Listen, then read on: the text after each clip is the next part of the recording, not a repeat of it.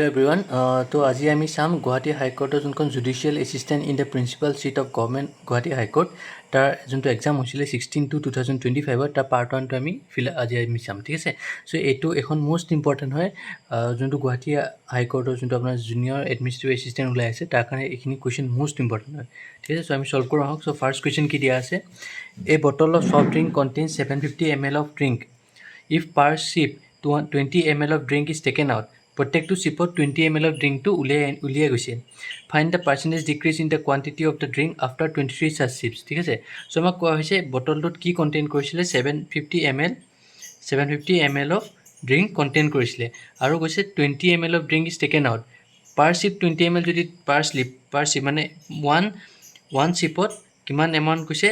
20 ml উলিয়াই দিয়া হৈছে। চ' তেনেকৈ 23 চিপত কিমানটা এমাউণ্ট উলিয়াব। 23 চিপত যদি আমি চাওঁ, 23 চিপত কিমান হ'ব, 20 × 23 ml। চ' কিমান ওলালে 460 ml। 460 mlখিনি 23 চিপত ওলাই গ'ল, ঠিক আছে। চ' আমাক সুধিছে যে ফাইণ্ড দ্য পাৰ্চেণ্টেজ ডিক্ৰিজ, কিমান পাৰ্চেণ্টেজ ডিক্ৰিজ হৈছিলে in the quantity of the drink after 23 such sips. So' percentage decrease আমি কেনেকৈ ওলাওঁ, পাৰ্চেণ্টেজ ডিক্ৰিজটো কি হ'ব, কিমানখিনি ওলালে 460 mlটো ওলাই গ'ল, 460 ml ওলালে হয়নে। তাৰপিছত ডিভাইড বাই আমাৰ টোটেল এমাউণ্ট কিমান আছিলে 750 ml। চ' 750 ml টোটেল এমাউণ্ট আছিলে ইনটু 100, ঠিক আছে। চ' এইটো হ'ল আপোনাৰ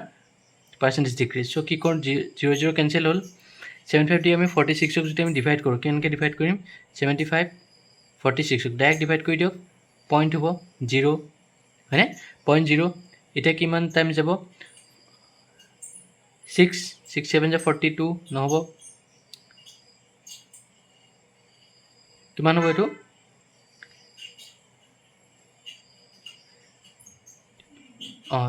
6 দি কৰক, 6 দি কৰিলে কিমান হ'ব, 6 যদি আমি 6 দি চাওঁ, কাৰণ চাওক অপশ্যনত সদায় ইয়াত চাওক 6 আছে হয়নে। চ' আমি ফাৰ্ষ্ট 6 দি চাই লওঁ, 6 5 30, 0 3 কেৰি, 6 7 42 45 হয়নে। এইটো হ'ল, তো কিমান হ'ল 10 হৈ গ'ল। এতিয়া পইণ্ট আছে কাৰণে আমি 0 এটা দি দিলোঁ, কিমান হ'ল 1 টাইমছ দিলোঁ, আকৌ 1 টাইমছ 75 কিমান হ'ল 525 হ'ল হয়নে। 25 পইণ্টটো আগৰ পৰা আছে, 0 দি দিওঁ মই এটা, কিমান হ'ল এতিয়া, আৰু আমি কিমান যাব 21, 3 টাইমছ যদি চাওঁ, 4 টাইমছ হ'লে 7 4 28 হ'ব, ডাঙৰ হৈ যাব। 3 টাইমছ যদি আমি চাওঁ 3 5 15, 3 21 22 হয়নে। 5 হ'ল, 3 পৰা 2 গ'লে 1 15 হ'ল, পইণ্টটো আগৰ পৰা আছে 0, আৰু এটা আমি দি চালোঁ 2 টাইমছ হৈ গ'ল, 2 টাইমছ 3 টাইমছ চাওঁ, 3 টাইমছ হ'লে আকৌ 225 হ'ব ন হয়নে। তো 3 টাইমছ নহ'ব এইটো, চ' 2 টাইমছ হ'ব। চ' 0.613 যদি আমি চাওঁ, ইয়াতে যদি আমি এৰি দিওঁ 0.613 হ'ল, তো 0.613 × 100 আছে, কিমান হ'ব 61.3 পাৰ্চেণ্টেজ। 61.3 ক'ত আছিলে, এইটো আছে 61.3। চ' অপশ্যন নম্বৰ বি হ'ব, ঠিক আছে। এইখিনি অকণমান হেৰিখিনি আছে, ডিভিজনটো অলপ চাই ল'ব আপোনালোকে ভালকৈ, ঠিক আছে। বা আপুনি কেঞ্চেল কৰিবও পাৰে, যদি আমি এইটো কেঞ্চেল কৰি দিওঁ 5 দি, সেনেকৈও কৰিব পাৰে, কোনো কথা নাই, যেনেকৈ আপোনাৰ সুবিধা হয় তেনেকৈ কৰিলে হ'ল, ঠিক আছে। চ' নেক্সট কুৱেশ্যনটো চাওঁ কি দিয়া আছে, how many perfect square lies between 300 and 1000। 300 আৰু 1000ৰ মাজত পাৰফেক্ট স্কুৱেৰ কিমানটা থাকিব, কেনেকৈ আমি চাম, এতিয়া চাব 300ৰ ওচৰত কোনটো স্কুৱেৰ হ'ব, 300ৰ ওচৰত কোনটো স্কুৱেৰ হ'ব, 17 স্কুৱেৰ যদি মই চাওঁ, 17 স্কুৱেৰ হ'লে কি হ'ব, 7 × 7 49, 9 4 কেৰি 289 হ'ব হয়নে। এইটো আমাৰ মুখস্থই আছে, 289 হ'ল। 300ৰ ওপৰত হ'ব লাগিব, 18 স্কুৱেৰ চাওঁ, 18 স্কুৱেৰ হ'লে কেনেকৈ, শ্বৰ্টকাট মেথড এটা আছে স্কুৱেৰ ওলোৱা, সেইটো মই আপোনালোকক কৈ দিম মোৰ নেক্সট ভিডিঅ'টোত, মই এইটো ধুনীয়াকৈ কৰি দিম। 324 হ'ব হয়নে। চ' 18 স্কুৱেৰৰ পৰা যাব আমাৰ, 18 স্কুৱেৰৰ পৰা 324, আপুনি ডাইৰেক্ট কৰি থাকিব নালাগে কিমানখিনি হয়, 18 19 20 এনেকৈ কৰি থাকিব নালাগে, ঠিক আছে। আৰু এতিয়া চাওক 18 স্কুৱেৰৰ পৰা ষ্টাৰ্ট হ'ল 1000 হয়নে, বিটুইন কৈছে 1000ৰ ওচৰত কি স্কুৱেৰ হ'ব, মই চালোঁ যে 30 স্কুৱেৰটো উলিয়াবলৈ সহজ হয়, 900 হৈ গ'ল, 900 পালোঁ, 900ৰ ওপৰত লাগিব। 31 স্কুৱেৰ কিমান হ'ল, 961 হয়নে, 961। 32 স্কুৱেৰ আমি কিমান চাম, 30 স্কুৱেৰটো আমি চাওঁ, 32 স্কুৱেৰ 4 হ'ল 12, 1024 হ'ল হয়নে। তো এইটো হ'ল 32 স্কুৱেৰ, এইটো বেছি হৈ যাব, মানে 31 হ'লে লাষ্ট, আৰু ষ্টাৰ্টিং ক'ত হ'ব 18। চ' 18 হ'ল, আৰু লাষ্ট হ'ব 31, মানে 18 আৰু 31ৰ মাজত কিমানটা সংখ্যা আছে, কেনেকৈ উলিয়াম, 18 + 31 - 1 কিমান হ'ল, 8 + 1 9, সৰি 18 আৰু কিমান 18 আৰু 31লৈকে কিমানটা সংখ্যা হ'ব কেনেকৈ চাম আমি 18ৰ পৰা যদি আমি প্লাছ কৰোঁ কিমান হ'ব 31 কেনেকৈ উলিয়াম আমি 18 19 20 এনেকৈ যদি আমি চাওঁ কেইটা সংখ্যা হ'ব আমাৰ 14টা সংখ্যা হ'ব হয়নে বুজি পালে কথাটো 18ৰ পৰা যদি আমি 18ৰ পৰা যদি আমি ষ্টাৰ্ট কৰি পেলাই 31লৈকে চাওঁ আমাৰ কিমানটা সংখ্যা থাকিব 14টা সংখ্যা থাকিব আমি কেনেকৈ উলিয়াব পাৰোঁ এইটো মনত আছেনে কেনেকৈ উলিয়াব পাৰোঁ 18 19 20 21 22 এনেকৈ যদি আমি চাওঁ কি হ'ব আমাৰ 14টা সংখ্যা হ'ব পাৰে বুজি পালে নে কথাটো চাওক ইয়াৰ এটা ফৰ্মুলা এটা আছিলে ইজি ওলোৱা ফৰ্মুলাটো 31 লাষ্টত আছিলে 31 মাইনাছ 18 প্লাছ 1 হয়নে 31ৰ পৰা যদি আমি 18 মাইনাছ কৰোঁ কিমান হ'ব 8 9 10 11 3 হ'ল তেনেকৈ 2 পাউণ্ড গ'লে 13 প্লাছ 1 14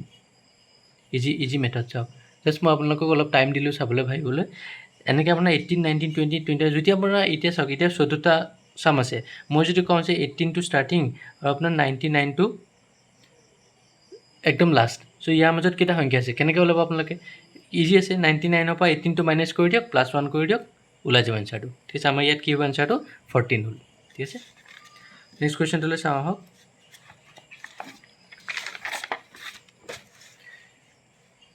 okay so আমাৰ এইটো question কি দিয়া আছে the selling price of an article is 20% less than the profit if the cost price is rupees 200 find the selling price চাওক এই কুৱেশ্যনটো আহিছিলে আপোনাৰ কিন্তু এই কুৱেশ্যনটো কুৱেশ্যনত অকণমান ভুল হৈ আছে কিয় ভুল আছে মই চাওঁ আপোনাক কৰি চাওঁ আমি কৈ চালে আমি ইয়াৰ এৰৰটো বুজি পাম তো চেলিং প্ৰাইচ আমাক কৈছে যে আমি ধৰি লওঁ লেট প্ৰফিট প্ৰফিট যদি আমি নাজানো লেট প্ৰফিট ইকুৱেল টু মই ধৰি লওঁ পি তো আমাক চেলিং প্ৰাইচ কৈছে চেলিং প্ৰাইচটো কি হ'ব 20% লেছ দেন দ্য প্ৰফিট যিমান আছিলে তাৰ 20% লেছ হ'ল প্ৰফিটতকৈ 20% লেছ 20% অফ পি হয়নে প্ৰফিটতকৈ 20% লেছ চ' প্ৰফিটতকৈ যদি আমি 20% লেছ চাওঁ কি হ'ব 20/100 ইনটু পি হ'ল চ' এলচিএম লৈ ল'লোঁ 100 মাইনাছ 20 হ'ল এইটো 100 পি মাইনাছ 20 পি কিমান হ'ল 80 পি 80 পি বাই 100 চ' চেলিং প্ৰাইচ কিমান হ'ল 80 পি বাই 100 হ'ল এতিয়া আমি যে প্ৰফিট জানো প্ৰফিট আমি কি জানো প্ৰফিট আমি জানো যে প্ৰফিটৰ ফৰ্মুলাটো কি আছিলে চেলিং প্ৰাইচ মাইনাছ কষ্ট প্ৰাইচ আছিলে নাই চেলিং প্ৰাইচ মাইনাছ কষ্ট প্ৰাইচ আছিলে হয়নে তো চেলিং প্ৰাইচ মাইনাছ কষ্ট প্ৰাইচ হ'ল এতিয়া এইটো আমি ইফালে লৈ যাওঁ চ' 100 selling price equal to 80 selling price minus 80 কষ্ট প্ৰাইচ হয়নে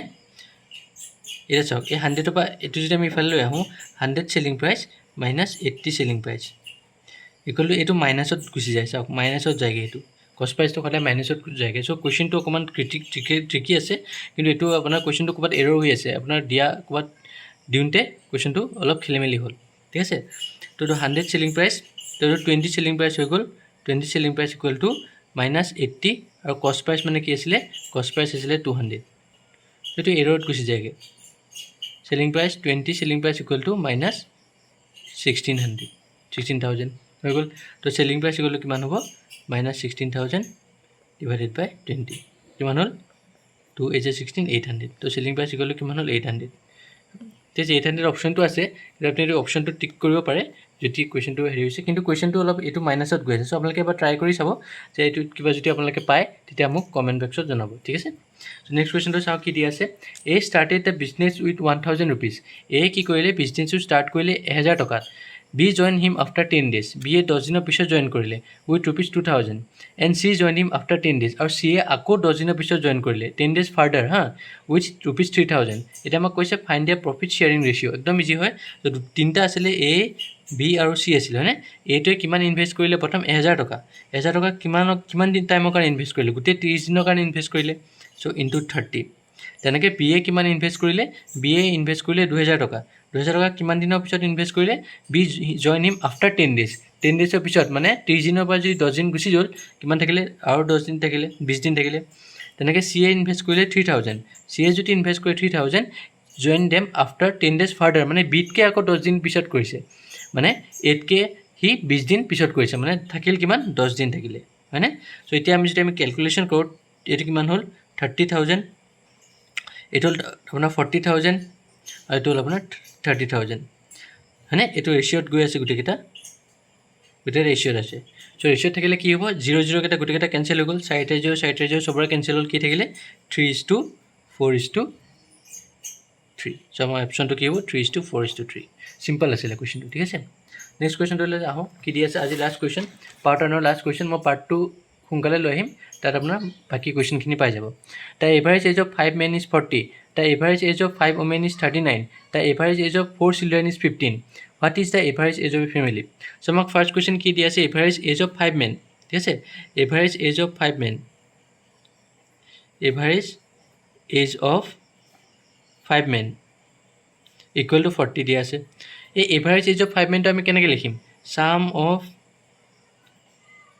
এজ অফ 5 men হয়নে পাঁচটা মানুহৰ এজ কেইটা প্লাছ কৰি দিলোঁ ডিভাইড বাই 5 ইকুৱেল টু 40 হ'ল হয়নে এভাৰেজটো আমি যদি চিম্প্লিফাই কৰোঁ এইটোৱে হ'ব এভাৰেজ মানে কি যিটো হয় তাৰ প্লাছ কৰি দিম divided by total number of men তো sum of age of 5 men কিমান হ'ব 40 into 5 কিমান হ'ল 200 তেনেকৈ আমি এভাৰেজ এজ অফ ওমেনটো উলিয়াই লওঁ হয়নে এভাৰেজ এজ অফ কিমান ওমেন দি আছিলে 5 women কিমান হ'ল 39 তো কি হ'ব sum of age of 5 women divided by কিমান হ'ল পাঁচটা 5 women ইকুৱেল টু 39 টোটেল পাঁচটা আছিলে কাৰণ ডিভাইডো পাঁচটাই হৈ গ'ল চ' সাম অফ এজ অফ 5 women কিমান হ'ল 39 into 5 কিমান হ'ল 5 9 45 5 4 carry 13 19 হ'ল 195 হৈ গ'ল ঠিক আছে হৈ গ'ল এইখিনি এতিয়া নেক্সট কি দি আছে এভাৰেজ এজ অফ 4 children চাৰিটা চিলড্ৰেনৰ এভাৰেজ এজ তো সেইটো উলিয়াই লওঁ আমি এভাৰেজ এজ অফ 4 children কিমান হ'ল এভাৰেজ এজ অফ 4 children কিমান হ'ব 15 হয়নে তো কি হ'ব sum of age of 4 children divided by কিমান হ'ল 4 ইকুৱেল টু 15 হয়নে তো sum of age of 4 children কিমান হ'ব sum of age of 4 children equal to 15 into 4 equal to কিমান হ'ব 60 হৈ গ'ল এইখিনিলৈকে বুজি পালে আমি কি কি পালোঁ এতিয়া সাম অফ এজ অফ 5 men পালোঁ সাম অফ এজ অফ 5 women পালোঁ আৰু সাম অফ এজ অফ 4 children চবৰে এজকেইটা প্লাছ কৰি আমি সেইটো পাই গ'লোঁ তেতিয়া আমাক কি কৈছে what is the average age of a family average age of a family কি হ'ব এতিয়া হয়নে এভাৰেজ এজ অফ ফেমিলি কি হ'ব গোটেইকেইটা প্লাছ কৰোঁ আমি sum of 5 women plus sum of 5 women plus sum of 4 children হয়নে 4 children সাম অফ 5 men হ'ল 200 প্লাছ সাম অফ 5 women হ'ল 195 হয়নে প্লাছ সাম অফ 4 children হ'ল 60 ডিভাইডেড বাই কিমান হ'ব কিমান কৈছে টোটেল আমাৰ মেন কিমান আছিলে 5টা হয়নে মেন 5টা আছিলে ওমেন 5টা আৰু চিলড্ৰেন 4টা মানে 14টা মানে 14 চ' কিমান হ'ল এইটো 395 প্লাছ 60 কিমান হ'ব এই 395 হৈ গ'ল প্লাছ 60 কৰিলোঁ 14 কিমান হ'ল এইটো 5 হ'ল 39 প্লাছ 6 45 হয়নে ডিভাইডেড বাই 14 ডিভাইড কৰোঁ কিমান হ'ল এইখিনি মই ডিভাইড কৰি দিছোঁ 455 ডিভাইড বাই 14 কিমান হ'ল 14 3 42 ন 14 3 যা 42 হ'ল 35 14 2 28 কিমান হ'ল 70 পইণ্ট দিলোঁ 70 হৈ গ'ল 14 5 টু কি 70 চ' 32.5 হয়নে 32.5 এনচাৰ আছেনে আমাৰ 32.5 এনচাৰ নাই কাৰণ সেইকাৰণে নাই কাৰণ এইটো কমপ্লিট ভুল হৈ আছে আপোনাৰ এইখিনি পৰা এইখিনিলৈকে কমপ্লিট ভুল ৰং মই জাষ্ট আপোনাক এতিয়া ৰংটো কৰি দিলোঁ কাৰণ ইয়াত চাওক ইয়াত কি কৈছে the average age of a family যেনেকৈ আমি average age of a family বুলি দেখোঁ তেতিয়া আমি ডাইৰেক্ট প্লাছ কৰি পেলাই ডিভাইড কৰিবলৈ যাওঁ সেইটো নহয় আচলতে ইয়াত কি কৈছে চাওক আপোনাক মই বুজাই দিওঁ average age of a family কৈছে এই কুৱেশ্যনটো এইটো সদায় মনত হয় average age of a family এটা ফেমিলিৰ কথা কৈছে এটা ফেমিলি এভাৰেজ এজ কৈছে ইয়াত ফেমিলি কেইটা আছে মেন ফেমিলি কেনেকৈ হয় মেন ওমেন আৰু চিলড্ৰেন একেটাৰ ফেমিলি হ'ল হয়নে মেন ওমেন কেইটা আছে চাওক মেন ওমেন আপোনাৰ এটা দুটা তিনিটা চাৰিটা পাঁচটা হয়নে মেন ওমেন ফেমিলি কোনটো হ'ব মেন ওমেন আৰু চিলড্ৰেন হ'ব এতিয়া এইটোক আমি এটা ফেমিলি ধৰিব লাগিব হয়নে এইটোক আমি এটা ফেমিলি ধৰিব লাগিব চ' এইটোক যদি আমি এটা ফেমিলি ধৰোঁ এতিয়া ফেমিলি কিমান হ'ব চাওক চিলড্ৰেন চাৰিটা আছিলে, চিলড্ৰেন যদি চাৰিটা আছে, ছাপ'জ মোৰ ইয়াৰ এটা চিলড্ৰেন আছে, ইয়াৰ এটা চিলড্ৰেন, ইয়াৰ এটা চিলড্ৰেন, চ' আমি এইটো এটা ফেমিলি ধৰোঁ,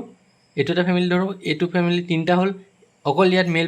মেন আৰু ওমেন আছে, এইটো চাৰিটা, আৰু এইটো এটা আছে, এইটো পাঁচটা। চ' আমাৰ ফেমিলি কিমান হ'ল? এটা, দুটা, তিনিটা, চাৰিটা, পাঁচটা। চ' ফেমিলি হ'ল পাঁচটা।